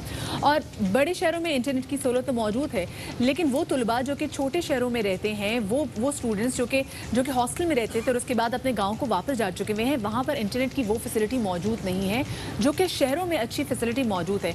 इसके बाद हम ये देखते हैं कि शफात, एक घर में अगर 3 जो सिबलिंग्स हैं, उनमें से अगर तीनों की ऑनलाइन क्लासेस हो रही है तो उनके वालिदैन के पास इतने भी वसाइल मौजूद नहीं कि हर एक बच्चे के पास अपना एक आईपैड हो, अपना एक लैपटॉप, अपना फ़ोन हो, जिससे वो बच्चा ऑनलाइन क्लासेस में शिरकत हासिल कर। एग्जैक्टली जनाब, ये एक ऐसा मामला है जिसके ऊपर अब मेरे ख्याल में हायर एजुकेशन कमीशन से रब्ता करना बड़ा ज़रूरी है। और हमारी खुशनसीबी है कि इस हवाले से हमारे साथ बात करने के लिए मौजूद हैं chairman higher education commission doctor Tariq Banuri साहब। बहुत शुक्रिया डॉक्टर तारिक हमें वक्त देने के लिए। डॉक्टर तारिक, पहले तो मुझे ये बताइएगा सर, ऑनलाइन क्लासेस के हवाले से कोई रेगुलेशन HEC ने जारी किए हैं? क्योंकि शिकायत ये आ रही है कि अनोनिमस लोग ऑनलाइन क्लासेस के अंदर, मीटिंग्स के अंदर घुस जाते हैं और उसके बाद उस क्लास का माहौल थोड़ा सा ख़राब हो जाता है। ये हमें भी ये रिपोर्ट आई है। इसकी बुनियादी वजह यह है कि जब ये प्रोग्राम्स हमने शुरू किए और उसमें जो सॉफ्टवेयर हम लगा रहे थे, अगर उनमें कोई प्रॉब्लम्स थे तो एक्सपीरियंस के साथ साथ वो प्रॉब्लम्स नुमायाँ हो रहे हैं और उनकी हम हल ढूंढ रहे हैं। आपके इल्म में होगा कि ये एक बहुत मशहूर केस हुआ है सिंगापुर में, जिसमें कि ये स्टूडेंट्स की क्लासेस में कोई लोग उसको हैक कर लिया और उसमें आ गए और सिंगापुर ने फिर वो एक प्रोग्राम बंद कर दिया। तो हम भी हर प्रोग्राम के साथ जो सेफ गार्ड्स हैं, अगर कोई प्रॉब्लम्स आता है उसको हम सॉल्व करने के लिए हमने टीम्स लगाई हुई हैं कि उनको सॉल्व करें। असल में चीज़ ये है कि प्रॉब्लम्स हमारे सामने अब काफ़ी आ रहे हैं। कुछ आपने पहले भी बताए, ये इंटरप्शन के प्रॉब्लम्स हैं और इसको ये YouTube पे भी लोग डाल रहे हैं जानबूझ के। दूसरे फिर ये कनेक्टिविटी के प्रॉब्लम्स हैं, तीसरे क्वालिटी के प्रॉब्लम्स हैं। तो अब हम सब के लिए वो सॉल्यूशंस डिवाइस कर रहे हैं ताकि हर एक चीज़ में इम्प्रूवमेंट आती जाए। सही। अच्छा तारिक साहब, ये बताएगा कि इम्प्रूवमेंट के लिए आप लोग क्या सोच रहे हैं? कि जैसे अभी जूम के वाले से बात कर रहे थे, तो जूम में भी ऐसा होता है कि काफ़ी ज़्यादा जो पार्टिसिपेंट्स हैं एक साथ ऐड हो जाते हैं और जो असल क्लास है उसका फिर वो माहौल नहीं रहता। फिर आप उसको इंश्योर कैसे करें? कौन कौन सी ऐप के थ्रू जो है आप लोगों ने ऑनलाइन क्लासेज जो है वो अलाउ की हुई हैं? जी, इस वक्त हमने तो शुरू में रिस्ट्रिक्शन नहीं डाली। हमने सारी यूनिवर्सिटीज़ के लिए MS टीम्स का वो कॉन्ट्रैक्ट ले लिया है, सर्टिफिकेट्स ले लिए हैं जो उनको हमने प्रोवाइड कर दिए हैं। अलबत्ते यूनिवर्सिटीज़ ने ख़ुद से भी जूम के भी और इसके गूगल क्लासरूम के भी वो ले लिए हैं, सर्टिफिकेट्स ले लिए हैं और कुछ वो भी यूज़ कर रहे हैं। हर एक में थोड़ी थोड़ी डिफरेंट फंक्शनैलिटीज़ हैं। तो जूम में इस वक्त ये बहुत बड़ा प्रॉब्लम था कि लोग खुद से ऐड हो जाते थे, वो उन्होंने अब उसको करेक्ट करने की कोशिश की है। तो मेरा ख्याल में कि now we are at a point where Zoom can also be used, वो भी सेफली यूज हो सकेगा। लेकिन इसके अलावा माइक्रोसॉफ्ट टीम्स जिसका कि नेशनल हमने एग्रीमेंट किया हुआ है, वो भी मौजूद है और गूगल क्लासरूम भी मौजूद है। देखें, हर प्रॉब्लम में चीज़ ये है कि ये एक बहुत नई सिचुएशन है और इसको इस वक्त हम इस स्केल पे एड्रेस कर रहे हैं जो कि पहले नहीं की गई। तो इसमें कुछ ना कुछ प्रॉब्लम ज़रूर आएंगे। हमारी कमिटमेंट ये है कि हम जैसे जैसे प्रॉब्लम्स आए हम उनकी सॉल्यूशंस ढूंढते जाएं, क्योंकि इशू ये है कि इस कोरोना के साथ हम सब ने मिल के डील करना है और हमने अपनी इकोनॉमी, अपनी सोसाइटी, अपनी यूनिवर्सिटी सबको दोबारा से रिवाइव करना है। तो ये ऐसे नहीं हो सकता कि हम इस चीज़ को। डॉक्टर साहब, एक मसला यहाँ पे ये है कि प्रोडक्टिविटी जो है वो बड़ी मुतासिर हो रही है क्लासेस का जो रुझान है वो, अगर 3 घंटे की क्लास है और उस 3 घंटे की क्लास में टीचर नज़र नहीं आ रहा, सिर्फ एक इंटरैक्टिव एक प्रेजेंटेशन चल रही है, स्टूडेंट्स के लिए कनेक्ट करना बड़ा मुश्किल है। और उसके बाद अगर इसी क्लास की बेस पे स्टूडेंट्स को एग्जाम देना पड़ेगा तो स्टूडेंट्स के लिए बड़ा मुश्किल होगा। क्या प्लान कर रहे हैं आप लोग? जी, देखें, पहली बात यह है कि क्वालिटी के तो काफ़ी मसाइल सामने आए हैं। वो भी डिपेंड करते हैं, मुख्तलिफ प्रोफेसर्स की मुख्तलिफ एक्सपीरियंसेस हैं। असल में सब लोगों को ये वाज़ेह नहीं था कि ऑनलाइन क्लासेस जो हैं वो नॉर्मल क्लासेस से बहुत डिफरेंट होती हैं और उसको बहुत पहले से प्लान करना पड़ता है, उसका स्ट्रक्चर करना पड़ता है। यानी जैसे आपके मिसाल मैं दूं कि ऑनलाइन में ये 3 घंटे की क्लास होनी ही नहीं चाहिए। यानी टीचर को पहले से सोचना चाहिए कि इस क्लास को मैं डिवाइड कर दूं, जो चीज़ लोगों ने खुद पढ़नी है उनको पहले से भेज दूं, फिर उसके बाद इंटरैक्टिविटी हो, फिर कुछ और मज़ीद असाइनमेंट हो, तो वो एक किस्म का बहुत ऑर्गेनाइज तरीका होता है। लेकिन चूँकि यहाँ पे कुछ लोगों का एक्सपीरियंस था, कुछ का नहीं था, तो वो मुख्तलिफ टाइप के एक्सपेरिमेंट्स, यानी जब लोग एक्शन करने लगे तो वो अपने नॉर्मल टीचिंग के बुनियाद पे करने लगे। तो that is why we are getting different solutions. अब हम सबको एक नॉर्मल मतलब मेन स्ट्रीम गाइडेंस प्रोवाइड कर रहे हैं ताकि सबकी क्वालिटी का स्टैंडर्ड्स बतदरीज बेहतर होता जाए। That's number 1। नंबर 2 ये है कि एग्ज़ाम्स का issue is a very serious issue. अब हम इसको ये जो दूसरे यानी कॉलेज से पहले वाले जो एग्ज़ाम्स हैं जैसे कैम्ब्रिज एट्सेट्रा, उनके भी हम एक्सपीरियंसेस को देख रहे हैं, दूसरी यूनिवर्सिटी के एक्सपीरियंस को भी देख रहे हैं। इसमें लोगों ने कई इनोवेशंस इंट्रोड्यूस किए हैं। कुछ ने ऑनलाइन की तरफ उसकी तरफ चले गए हैं, मल्टीपल चॉइस प्योरली, और उसमें प्रॉक्टरिंग डिफरेंट कर दी है। कुछ ने ये ओपन बुक एग्जाम्स कर दिए हैं, एट्सेट्रा एट्सेट्रा। तो उस पे भी हम एक जामे पॉलिसी बना रहे हैं ताकि स्टूडेंट्स को और यूनिवर्सिटीज़ को गाइड किया जा सके कि कैसे की जाएगी। बहुत बहुत शुक्रिया जी। डॉक्टर तारिक बनूनी, चेयरमैन HEC हमारे साथ इस वक्त मौजूद थे, बता रहे थे कि ऑनलाइन क्लासेस का मयार अब HEC की जानिब से ये गाइडलाइन जारी की है कि बतदरीज इम्प्रूव किया जाएगा। बिल्कुल, जो स्पेसिफिकली जो 3 घंटे का टाइम दिया कि 3 घंटे से टाइम से ज़्यादा नहीं होनी चाहिए, क्योंकि शफात एक आपका अटेंशन स्पैन भी होता है और 3 घंटे में जब आप फिजिकल अपने टीचर को नहीं देख रहा, मुसलसल ऑनलाइन, तो उसमें ये चांसेस होते हैं कि आप अपना अटेंशन टाइम जो है वो लूज़ कर दें। दूसरा ये नेटवर्क का एक बहुत बड़ा इशू है, आवाज़ जैसे टेक्निकल एरर्स भी हैं वो भी काफ़ी ज़्यादा है, जिसकी वजह से मेरे ख्याल से फिर स्टूडेंट्स को इतनी नरमी ज़रूर देनी चाहिए जब आप उनको असेस कर रहे हो। मेरे ख्याल में इसके एक सोल्यूशन ये भी हो सकता है कि अगर आपकी क्लास लेट से 1 घंटे की है और उसमें 4 टॉपिक्स डिस्कस होने हैं तो उन चारों की 15-15 मिनट की वीडियोस बना दी जाएं और वो स्टूडेंट्स को भेज दी जाएं और उसके बाद स्टूडेंट से ईमेल पे क्वेश्चन आंसर जो हैं वो ले लिए जाएं, because that can be a solution. क्योंकि वरना अटेंशन किसी एक स्क्रीन के ऊपर जिसमें एक आदमी गैबी आवाज़ में बोल रहा है वो पॉसिबल नहीं है। आगे बढ़ते हैं जी। और कल का दिन मईशत के एतबार से बड़ा बेहतर रहा क्योंकि स्टेट बैंक की जानिब से शरह सूद में 2% कमी आई और उसके बाद IMF ने $1.38 बिलियन का कर्जा इमरजेंसी फंड पाकिस्तान के लिए मंजूर किया और उसके समरात अब सामने आना शुरू हो गए। बिल्कुल जी, और डॉलर की कीमत में 3.3 की भी कमी आई है और इंटरबैंक में डॉलर अब 163.5 का हो गया है। 7 अप्रैल को डॉलर 167.8 रुपये की बुलंदतरीन सतह तक पहुंचा था। ताहम 10 रोज़ में अब तक डॉलर की कीमत में 4.3 रुपये की जो है कमी ये वाक़या हुई है। एक और ट्रेंड अब सामने आ रहा है कि डॉलर की गैर मामूली खरीदो फरोख्त भी है, वो हमने देखा है कि शुरू हो गई है। मुकामी करेंसी को डॉलर में कन्वर्ट किया जा रहा है और शफात हमने देखा कि जिससे पहले भी ये किया जाता था कि जैसे डॉलर की कीमत थोड़ी बहुत नीचे ऊपर होती थी तो लोग खरीदना शुरू कर देते थे। एग्जैक्टली जी। और इमरान खान साहब जब हुकूमत में आए थे तो बड़ी एक कैंपेन चलाई थी। और हमने भी शुरू में इब्तिदा में उन लोगों को शामिल किया था जो डॉलर जला रहे थे कि जी हम डॉलर खरीदेंगे नहीं। अब उसी किस्म की कुछ कैंपेन की लगता है दोबारा जरूरत पड़ रही है। मलिक बोस्तान साहब हमारे साथ मौजूद है, जनाब चेयरमैन एक्सचेंज कंपनी एसोसिएशन के सदर हैं, हमारे साथ मौजूद हैं। इस वक्त उनसे बातचीत करते हैं। सर पहले मुझे बताइए सर कि डॉलर की इस वक्त जो कीमत है, एक स्पेकुलेशन ये है कि ये कीमत भी मार्केट के फ्री फ्लोट से ज़्यादा है। ये आपको लगता है कि ये बात सही है? रुपए पे दबाव नहीं है, तो बल्कि रुपए पे दबाव कम हुआ है और बिल्कुल डिमांड और सप्लाई के मुताबिक फ्री मार्केट जो IMF से पाकिस्तान ने माहिदा किया है, उसी के तहत ही रुपया और डॉलर का आपस में मुकाबला हो रहा है। और इसकी जो रुपया बढ़ने की बुनियादी वजह वो एक पाकिस्तान है, आपने देखा कल 2% अपना इंटरेस्ट रेट कम किया है, और जिसकी वजह से फ़ॉरेन जो इन्वेस्टर था उन्होंने अपने आज स्टॉक ख़रीदा और डॉलर को बेचा है, जिसकी वजह से पाकिस्तान के रिज़र्व में भी आपने देखा 262 मिलियन का इजाफा हुआ है। और इसी वजह से रुपया जो है वो मजबूत हुआ है। और दूसरी वजह ये बनी है कि IMF ने 1.4 बिलियन डॉलर वो मंजूर कर लिया है। इस तरह G20 कंट्री ने पाकिस्तान को जो है शामिल कर लिया है, जिसमें हमारे तकरीबन 13 अरब डॉलर इस साल हमने पे करने थे पाकिस्तान ने, उनको 1 साल के लिए जो है रीशेड्यूल हो गया।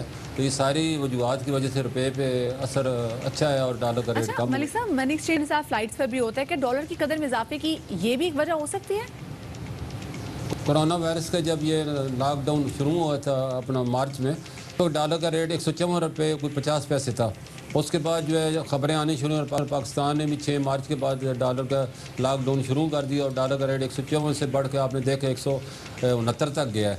और उसकी बढ़ने की वजह ये थी कि फॉरेन इन्वेस्टर जिन्होंने पाकिस्तान में ट्रेजरी बिल ख़रीद के 3.5 अरब डॉलर की इन्वेस्टमेंट की हुई थी, उन्होंने इस खौफ में कि कहीं पाकिस्तान की इस पोजीशन माली हालत ख़राब हो जाए और माशी हालत ख़राब हो जाए और वो डॉलर देने के काबिल ना रहे, उस पैनिक में आकर उन्होंने अपने जो प्री मैच्योर्ड ट्रेजरी बिल थे वो फ़रोख्त करके डॉलर ख़रीदा और उन्होंने तकरीबन अब तक 2.5 अरब डॉलर वो ख़रीद चुके हैं इंटर बैंक से, जिसकी वजह से डॉलर का रेट बढ़ा है।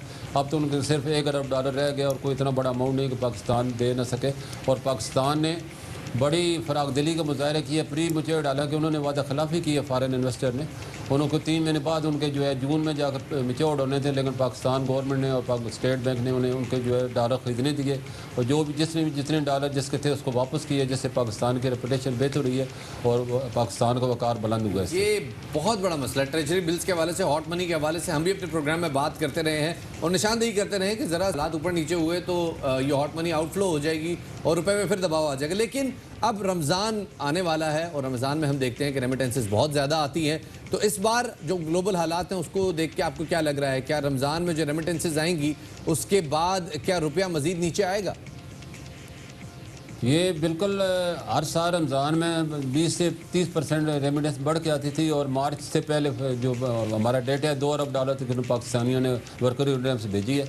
लेकिन बैड लक कोरोना वायरस की वजह से अभी जो जैसे खबरों में आ रहा है कि 35,000 पाकिस्तानी दुबई में बेरोज़गार बैठे हुए हैं, वो फ़्लाइटों का इंतज़ार कर रहे हैं। इस तरह कई और कंट्री में भी जो है वो पाकिस्तानी अगर वहाँ का लॉकडाउन जारी रहता है और मैसेज जो है वो रवा दवा नहीं होती तो ज़ाहिर है वो लोग बेरोज़गार होकर पाकिस्तान ही आएंगे। और पाकिस्तान में क्योंकि वहाँ का लिविंग स्टैंडर्ड बहुत एक्सपेंसिव, बहुत ज़्यादा महंगे हैं और वो लोग चाहेंगे कि वो मुल्क अपने में जाकर अपने प्यारों के साथ रहें और इससे जो है रेमिटेंस में थोड़ी सी कमी वाक़ हो सकती है अगर वहाँ ही रहते हैं और दोबारा कोरोना वायरस का जो ये पैने का ख़त्म हो जाता है और पूरी दुनिया की मैशतें रवा दवा हो जाती हैं, फिर उम्मीद है कि पाकिस्तानी रुपए वर्कर उधर ही रहेंगे और रेमिटेंस पहले की तरह 20 से 30% बढ़ के सही। बहुत शुक्रिया जी, मलिक बोस्तान हमारे साथ मौजूद थे। आपको बताएं कि पाकिस्तान स्टॉक मार्केट में कारोबारी हफ्ते के अख्ताम पर ज़बरदस्त तेज़ी देखी गई और 100 इंडेक्स में 4.8% का इजाफा रिकॉर्ड किया गया।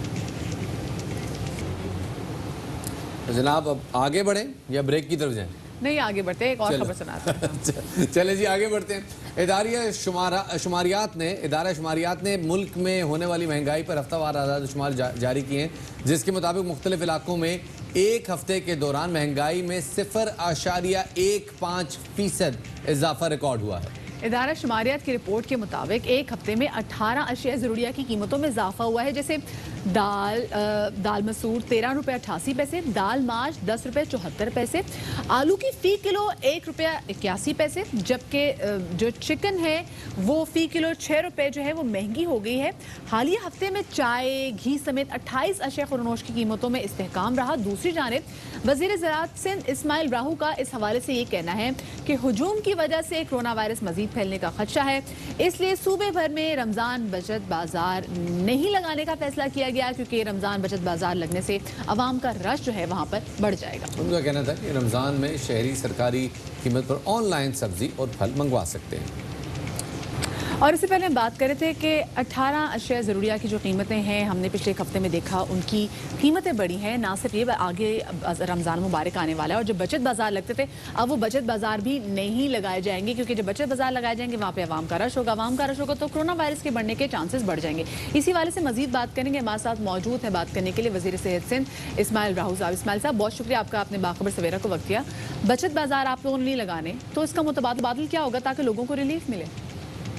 हमारी तो ख्वाहिश थी, हमारी कोशिश थी कि हम शहरियों को सहूलियतें पहुँचाएँ, जैसे पिछले रमज़ान में या उससे पहले हम करते आए हैं। हर रमज़ान में हम बचत बाज़ार लगवाते हैं, मैनेज करते हैं और उनमें प्राइसेस भी कंट्रोल करते हैं, वहाँ कंप्लेंट सेंटर्स भी कायम करते हैं। लेकिन आपको पता है हालिया ये जो कोरोना वायरस की वजह से जो हालात हैं उसकी वजह से एहतियाती तदाबीर के तौर पर गवर्नमेंट ने फैसला किया है वहाँ बचत बाज़ारों में फिर वो भीड़ होती है, रश होगी, तो इस वजह से लोगों की सेहत की खातिर और लोगों को इस वायरस से बचाने के लिए फैसला किया गया है कि ये बचत बाज़ारें नहीं लगाई जाएंगी। लेकिन हमने ये मैकेनिज़्म बनाया है कि हर सूरत में जो बाकी जो दुकानें हैं, स्टॉल्स हैं या डिपार्टमेंटल स्टोर्स हैं या हर इलाके में जो कमर्शियल एरियाज बनी होती हैं वहाँ जो सब्ज़ी और फलों की दुकानें हैं उन तक जो मंडियों से सब्ज़ी और फलों की रसाई वो बिला तैतल के उनकी तफसील होती रहे, उसमें कोई रुकावट ना है। और बाकी हम उनको प्राइस कंट्रोल सिस्टम भी हम रखेंगे, हम अपनी चेकिंग भी रखेंगे ताकि उनमें जो कोशिश करेंगे कि उस पर जो कीमत की लिस्टें हैं वो भी आवीज़ा की जाएँ और उन पर अमल भी कराया जाए, जिस पे प्राइस मजिस्ट्रेट जो हैं वो विजिट्स भी करेंगे, इंस्पेक्ट भी करेंगे और उन पर अमल दरामद भी कराएंगे। लेकिन मैं समझता हूँ कि अब ये बताइएगा कि आपने जैसे बताया कि रमज़ान में लोग ऑनलाइन फल और सब्जियां मंगवा लें, ये क्या सर्विस है और लोग कैसे इससे फ़ायदा उठा सकते हैं?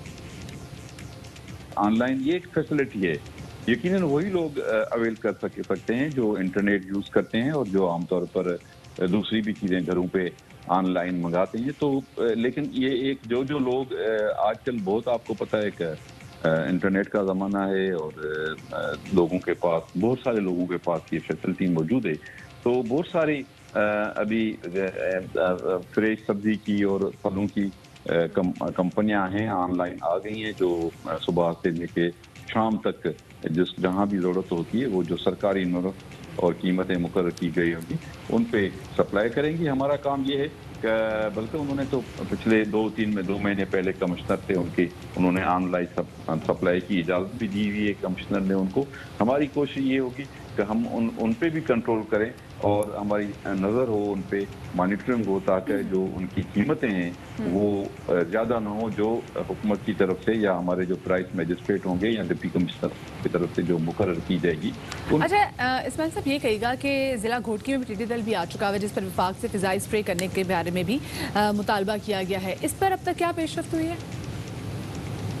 बहुत काफ़ी अरसे से 1 साल हो गया है हम ये बात करते आए हैं, वफाकी हुकूमत का तवज्जो लेने के लिए और उनको गुज़ारिशात करते आए हैं कि ये टिड्डी दल का जो मसला है ये बहुत ही संजीदा मसला है और ये अब बहुत बढ़ चुका है। अब ये फ़कत सिंध का नहीं है, पाकिस्तान के और भी सूबों के अंदर ख़ास तौर पर बलूचिस्तान के बहुत सारे अज़ला हैं जो इसकी लपेट में हैं और साउथ पंजाब की बहुत बड़ा एक रकबा है जो टिड्डी दल की यलगार में है। और ये डेजर्ट एरिया की जो टिड्डी दल है उसमें क्लियर है कि ये वफाकी हुकूमत का मैंडेट है, ये डिपार्टमेंट ऑफ प्लांट प्रोटेक्शन जो फूड सिक्योरिटी की मिनिस्ट्री के अंदर में आता है, ये उनका काम है, उनकी रिस्पॉन्सिबिलिटी है कि वो डेजर्ट में यानी रेगिस्तानी इलाकों में ही जहां अभी भी इस वक्त मैं आपको बताऊं कि सिंध के तकरीबन 7 अजला से जो हैं जो डेजर्ट के हैं, जिनमें कोई 25,000 किलोमीटर यानी कोई 25 लाख हेक्टर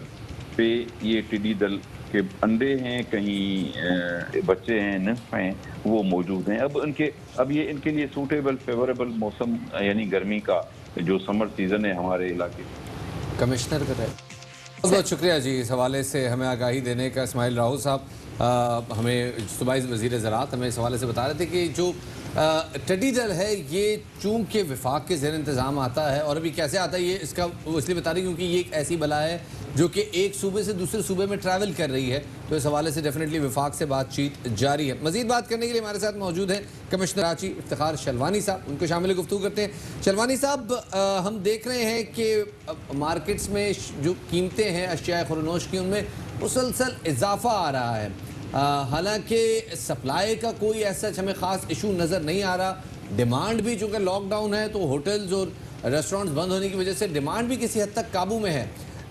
क्या लग रहा है आपको कि इस हवाले से मॉनिटरिंग कैसी चल रही है? इसमें आपने देखा होगा कि कराची में हमने इस दफ़ा फर्स्ट टाइम हुआ है कि जितने भी बड़े स्टोर्स हैं जिसमें आप मतलब आप देखें कुछ बड़े स्टोर हमने सील भी किए, कुछ स्टोर्स पे हमने कार्रवाई की, जितने भी ये इम्तियाज़, मेट्रो, नाहिद, ये जितने भी स्टोर्स हैं इस पे अब आपने देखा है कि हमने जो ऑफिशियल कमिश्नर्स की जो प्राइस लिस्ट होती है कमिश्नर कराची ऑफिस की, वो प्राइस लिस्ट वहाँ डिस्प्ले हुई है और बाकायदा there are special counters on these stores जहाँ पे वही जो हमारी ऑफिशियल प्राइस लिस्ट है इस पे सब्ज़ी, फ्रूट और गोश्त, दालें और तमाम असेंशियल कमोडिटीज़ इस वक्त ऑफिशियल प्राइस पे मिल रही हैं, जो मेरे ख्याल में पहले कभी कराची में नहीं हुआ था। तो मेरे ख्याल में बहुत बड़ी एक अपॉर्चुनिटी है और आई थिंक इससे हम सब कराची के लोगों को फ़ायदा उठाना चाहिए। और इसमें मैं तमाम जो बिज़नेस कम्युनिटी है उसका भी शुक्रगुजार हूँ कि इन्होंने हमारे साथ ताउन किया है और तमाम ये स्टोर्स वाले इन पे हमने एक्शन भी लिया और अब इन्होंने जो है हम ताउन किया है और तमाम इस किस्म की बाकायदा ये प्राइस लिस्ट डिस्प्ले है और इसी के मुताबिक वो फ़रोख्त कर रहे हैं। अच्छा, ये कहिएगा कि रमज़ान में फलों और इफ्तार के आइटम्स की कीमतों को काबू में रखने के लिए आप लोगों ने क्या मनसूबाबंदी की है?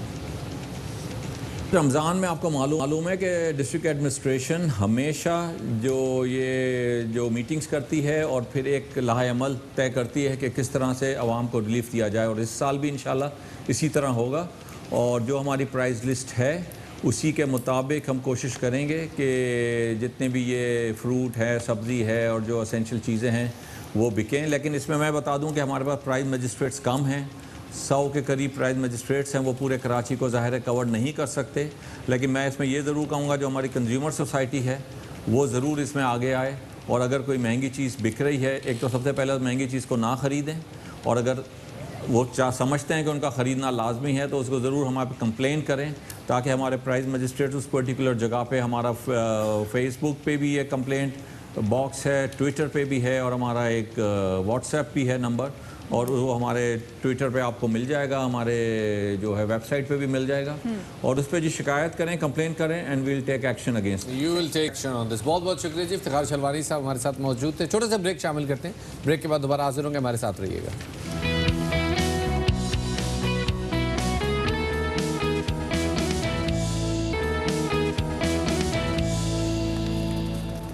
ब्रेक के बाद खुशामदीद कहते हैं बाखबर सवेरा में। शहबाज गिल साहब का एक ट्वीट सामने आया है जी, कहते हैं जी इश्तिहार बराए माहिर कानून हुकूमत सिंध की नाअहली के साथ आइन से लाइलमी भी अयां हुई है। हुकूमत सिंध को 18वीं तरमीम के अलिफ बे का इल्म नहीं है और पीपल्स पार्टी की नौज़ायदा लीडरशिप के लिए माहिर उस्ताद की ज़रूरत नहीं है। ये ऐसा माहिर उस्ताद जो उन्हें आइन पाकिस्तान पढ़ा सके। वफाक पूरे पाकिस्तान को तिब्बी हालात, किट्स और माली मदद फराहम कर रहा है। हुकूमत सिंध को उनकी ज़िम्मेदारी का एहसास दिलाने की कोशिश की जा रही है।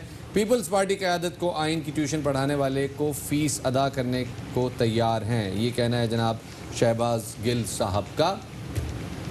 यानी ऐसे वक्त में जब पूरा मुल्क कोरोना के हवाले से हम परेशान हैं, अच्छी बात है कि हमें इस पर हल्की फुल्की मौसीकी जो ट्विटर पे देखने को मिलती है, हल्की फुल्की जो है हंसी आ जाती है हमें इस किस्म की ट्वीट से। कि आगे चलते हैं जी और अब बात करते हैं सूबे सिंध में होने वाले लोकल ट्रांसफ़र केसेस की, जिनकी तादाद दिन ब दिन बढ़ रही है। बिल्कुल शफात, जुमे को भी मजीद 209 केसेस और 2 अमवात की तस्दीक हुई है। सिंध के मुख्तलिफ शहरों और कस्बों में अब तक 21,278 अफराद के टेस्ट किए जा चुके हैं, जिनमें से मस्बत आने वालों की तादाद 2,217 बताई गई है। ऐसी सूरत हाल में वज़ीर आला सिंध मुराद अली शाह ने कहा है कि कराची में कोरोना से शदीद मुतासर इलाकों को सील कर दिया जाएगा। उनका कहना था कि समाजी फासले, आइसोलेशन के बगैर कोरोना पर काबू नहीं पा सकते। जिस इलाके में केसेस ज़्यादा हैं, टेस्ट के नमूने लेने का सिलसिला वहां बढ़ा दिया है। ये वो अप्रोच है जिसके बारे में हमने कल अखबार में हमने एक स्टोरी भी पढ़ी कि जिसमें सजेस्ट किया गया है कि आप अगर एग्रेसिव टेस्टिंग करके जो बीमारी के पॉकेट्स हैं उनको आइडेंटिफाई कर लें और क्लस्टर ऑफ डिजीज़ को लॉकडाउन कर दें तो बाकी 90% मुल्क को खोला जा सकता है। बिल्कुल जी, और इसी हवाले से शामिल गुफ्तगू करेंगे। हमारे साथ मौजूद हैं तर्जुमान सिंध हुकूमत मुर्तज़ा वहाब साहब। मुर्तज़ा साहब, बहुत शुक्रिया आपने वक्त दिया हमें। ये बताएगा कि क्या आप लोगों ने अभी से वो इलाके देख लिए हैं, उन इलाकों के बारे में आपको रिपोर्ट्स आ गई हुई हैं, निशानदेही कर ली है, जिनको आप सील करने जा रहे हैं? देखिए, अभी कोई कैटेगोरिकली मुतय्यन नहीं की गई हैं वो जगहें। अभी इसके ऊपर काम किया जा रहा है कि कौन कौन से हॉट स्पॉट्स हैं, लेकिन वज़ीर आला सिंध ने अहकाम जारी कर दिए हैं कि जिन जिन जगहों पर बड़ी तेज़ी के साथ कोरोना वायरस के पेशेंट्स में इजाफा हो रहा है, जिनको आप कैटेगराइज कर सकते हैं एज हॉट स्पॉट एरियाज, तो वहाँ पर आप लॉकडाउन को और मौसर बनाएं और रैपिड टेस्टिंग करें ताकि जितनी मैक्सिमम हम पेशरफ्त कर सकें कोरोना वायरस पेशेंट्स के डिटेक्शन में वो हो पाए और उसके बाद उनको ट्रीट करने का प्रोसेस स्टार्ट किया जा सके। अच्छा, अब ये बताइएगा कि हम सुन रहे हैं कि 10,000 बिस्तरों पर मुश्तमिल फील्ड हॉस्पिटल का क़याम जो है उसके हवाले से बातचीत की जा रही है, उसका फैसला भी हो चुका है। ये कहाँ बनेगा 10,000 बिस्तरों पर मुश्तमिल फील्ड हॉस्पिटल? देखिए, 26 फरवरी को जब कोरोना वायरस का केस सूबा सिंध के अंदर मंजर आम पे आया, उस वक्त से सिंध हुकूमत बहुत ही प्रोएक्टिव अंदाज से इस मामले को निपटने के लिए अपना किरदार अदा कर रही है और जहाँ जहाँ केस की निशानदेही हुई, सिंध गवर्नमेंट ने बड़े मुश्किल फैसले भी इस हवाले से किए। वज़ीर आला सिंध ने अगेन 10,000 बेड पर मुश्तमिल आइसोलेशन सेंटर के हवाले से डायरेक्शन दे दिए हैं। हेल्थ डिपार्टमेंट और जो सिविल एडमिनिस्ट्रेशन है वो मुख्तलिफ ज़िलों के अंदर जो सूटेबल लोकेशन है जहाँ पर ये चीज़ कायम की जा सकती है उसको आइडेंटिफाई करेगा, प्रपोजल इस सिलसिले में दिया जाएगा। लेकिन मैं ये वाज़ेह करना चाहूँगा कि सिंध हुकूमत ने टर्शरी केयर के 14 अस्पताल हैं सिंध भर में, जहाँ पर अपने isolation centres with all facilities establish कर दिए हैं। इसके अलावा हमने कराची शहर के अंदर जो आपका एक्सपो सेंटर है उसमें 1200 बेड्स पर मुश्तमिल एक आइसोलेशन सेंटर इस्टेब्लिश कर दिया है। उसके अलावा 2 अस्पताल कराची के मज़ाफ़ात में आइडेंटिफाई कर लिए गए जिनको कन्वर्ट कर दिया इनटू ए प्रॉपर आइसोलेशन फैसिलिटी। इसी तरह जो हमारे तमाम डिस्ट्रिक्ट हेडक्वार्टर अस्पताल हैं उसके अंदर भी आइसोलेशन फैसिलिटी कायम की गई है उन पेशेंट्स के लिए जो कि माइल्ड सिम्टम्स के साथ। अच्छा, मुर्तज़ा साहब, ये कहेगा कि सिंध हुकूमत और उलमा का लॉकडाउन में नमाज जमा की अदायगी के तरीक़ेकार पर इत्तफाक हुआ, जिस पर गुज़िश्ता रोज़ हमने अमल दरामद होते हुए भी देखा। रमज़ान में नमाज तरावी के हवाले से क्या कोई तरीक़ेकार तय किया जा रहा है अभी? देखिए, सिंध हुकूमत, जैसा कि मैंने पहले गुजारिश की, फरवरी को पहला केस आया था कोरोना वायरस का, और 26 से लेके अभी तक जो भी फैसले सिंध हुकूमत ने किए वो मशवरत के साथ किए।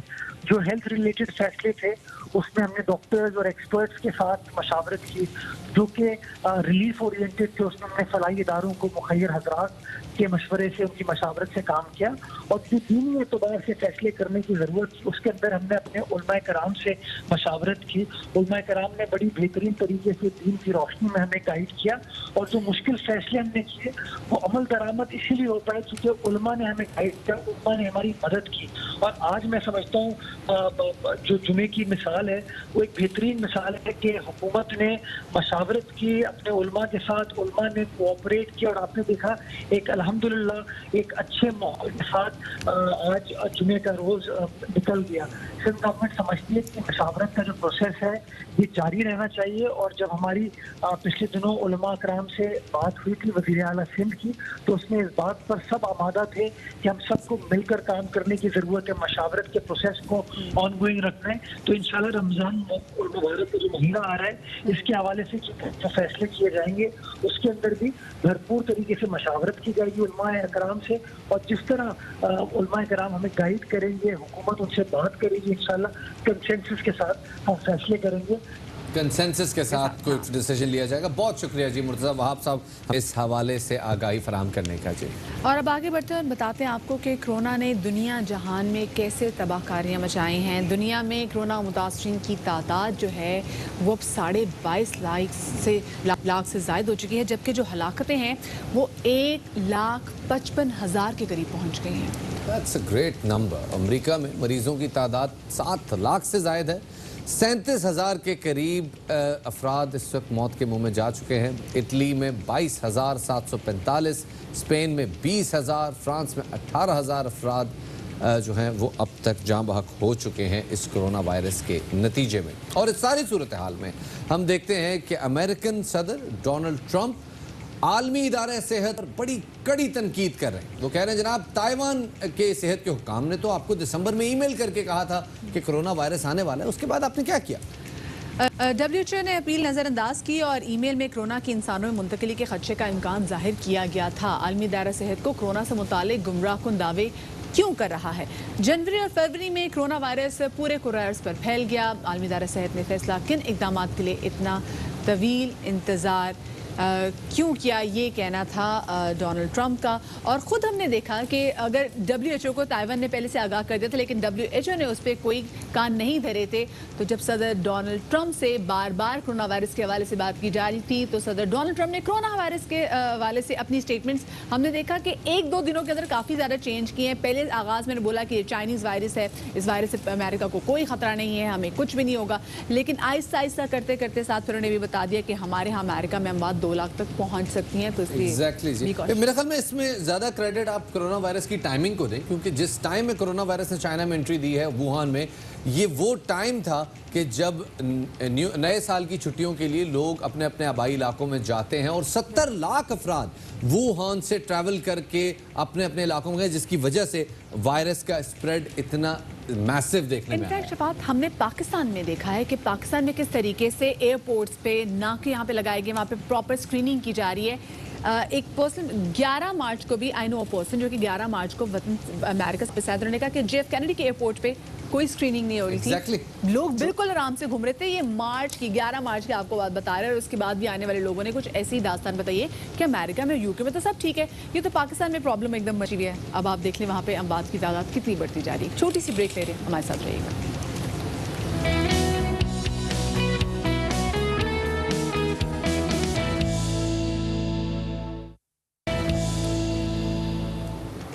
ब्रेक के बाद खुशामदीद कहते हैं आपको बाखबर सवेरा में।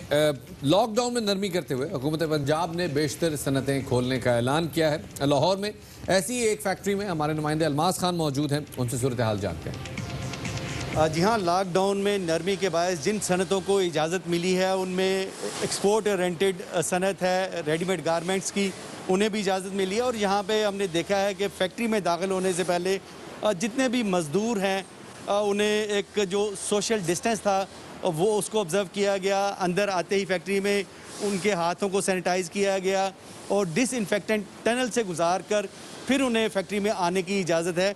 और यहाँ पे भी हमने देखा है कि हर मज़दूर ने अपने फेस मास्क लगा रखे हैं और हाथों में दस्ताने पहन के रखे हैं। मैं इनसे बात करना चाहूँगा जी, यहाँ पे तकरीबन 1500 से ज़ायद यहाँ पे मज़दूर काम करते हैं, आप उनकी हेड हैं, तो कैसे हर एक को अलग-अलग इंडिविजुअली किस तरह सैनिटाइज़ करते हैं? जैसे ही हमारे एम्प्लॉयज़ अंदर आते हैं तो हम उन्हें प्रॉपर्ली उनका एक फीवर चेक होता है जो गवर्नमेंट के असूलों के मुताबिक है। दैन हमारा जो एक सैनिटाइज़ का शावर होता है हम हेड टू टो वो देते हैं। फिर आगे जैसे ही आते हैं हमारे डिपार्टमेंट्स में, जैसे हमारा फेस स्कैन होता है तो हम वहाँ पे हाथ का इस्तेमाल नहीं करते ताकि किसी किस्म के जो जर्म्स हो एक दूसरे दूसरे को नहीं लगे। देन ये है कि जैसे हमारे डिपार्ट्स में आते हैं तो हर डिपार्ट में हम लोगों ने सैनिटाइज रखे हुए हैं, सैनिटाइज़र दिए हुए हैं लोगों को। इनको प्रॉपर तौर पे डेली मास्क नया दिया जाता है कंपनी की तरफ से, ग्लव्स हम लोगों ने दिए हुए हैं। यहाँ पे जो ज़िली इंतज़ामिया है उन्होंने लाहौर में जितनी भी इंडस्ट्री जिन्हें लॉकडाउन में इजाज़त दी गई है उनको SOPs दिए हैं। उन जो स्टैंडर्ड ऑपरेटिंग प्रोसीजर्स हैं उसके मुताबिक अगर वो काम करते हैं तो समद की तरह उन्हें भी इजाज़त है अपनी इंडस्ट्री खोलने की। जी बहुत शुक्रिया जी। अलमास हमें सूरत हाल से आगाह कर रहे थे। इस कोरोना वायरस ने सूरत हाल को यकसर बदल कर रख दिया है। लॉकडाउन और समाजी दूरी के असूल पर अमल करते हुए घर से बाहर जाकर काम करना मुमकिन नहीं रहा और कई मुलाजमीन और कारोबारी हजरात अब वर्क फ्रॉम होम अपने घर से ही काम कर रहे हैं। जी जनाब, बड़े बड़े कॉर्पोरेट्स ने अब अपने मुलाजमीन को कहा है कि अब आप घर से काम करें। घर से काम करने में एक तो हो ये रहा है कि एक नया ट्रेंड देखने में आ रहा है कि आपकी मुलाजमत का अंदाज टोटली बदल चुका है और साथ ही जो कॉर्पोरेट्स हैं उनकी कॉस्ट बड़ी कम हो रही है। ना उन्हें फ्यूल प्रोवाइड करना पड़ रहा है, ना उन्हें अपने दफ्तर को बिजली प्रोवाइड करनी पड़ रही है और इस तरह की बहुत सारी वेरिएबल कॉस्ट जो बार बार चाहे एक बंदा आता है ऑफिस उसके 10 किस्म के नखरे होते हैं, ये तमाम कॉस्ट बच रही है। इस हवाले से बात करने के लिए हमारे साथ मौजूद हैं जनाब मोटिवेशनल स्पीकर कासिम अली शाह साहब। उनको शामिल गुफ्तगू करते हैं। सर कासिम साहब बहुत शुक्रिया वक्त देने के लिए। पहले तो सर कहना चाहूँगा I am a fan sir, big fan of yours. We are a fan. Thank you sir for giving us time.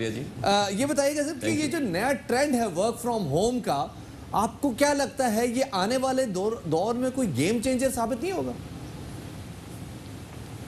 मेरा ख्याल है कि इस होम घर पे बैठ के काम करने को एक्सेप्ट करना जहनी तौर पे सबसे पहला कदम तो ये आता है कि हमें एक्सेप्ट करना है कि घर से बैठ के भी काम किए जा सकते हैं।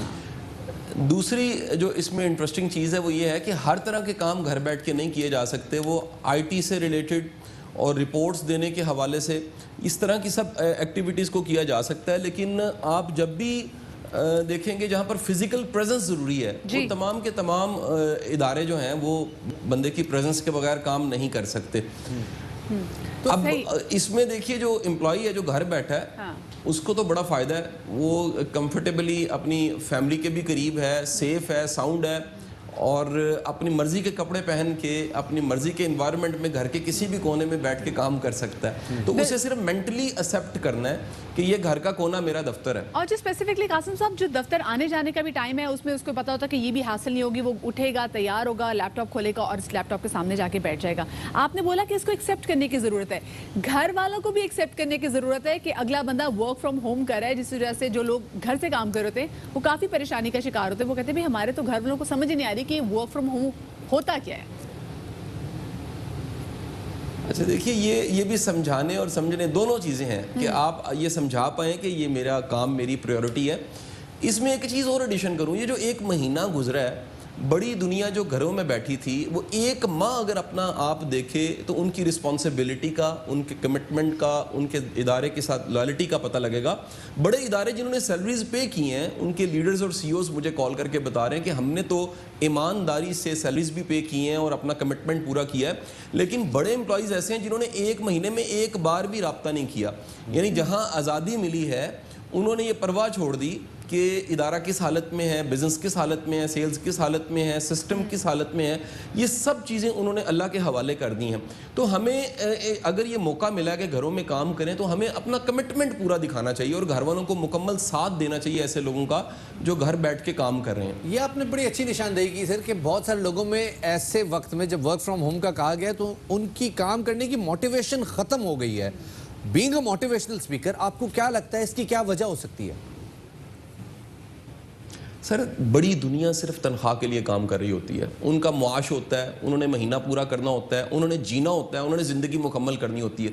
जब भी आपकी ज़िंदगी में कोई पैशन है, कोई काज है, कोई मिशन है, कुछ डिलीवर करना है, कंट्रीब्यूट करना है, फिर आप मुआवजे की परवाह से आज़ाद हो जाते हैं, अपने काम को अपना मिशन समझने लग पड़ते हैं। ये याद रखिए जिसकी ज़िंदगी में भी कोई लॉन्ग टर्म गोल्स हैं, कोई ड्रीम है, कोई विजन है, कोई ख्वाब है, वो ज़्यादा मोटिवेटेड होगा। बड़ी दुनिया ऐसी है, एक बड़ी तादाद ऐसी है जिनको मंथली पुश चाहिए, डेली पुश चाहिए, उनको आंसरेबल करना पड़ता है, बड़ी माफी के साथ उन्हें हाँकना पड़ता है, फिर वो काम करते हैं। जो सेल्फ ड्राइवन है, जिसके अंदर एनर्जी है, जिसके अपने अंदर कोई ख्वाब है और मोटिवेशन है, उसको फिर कहना नहीं पड़ता।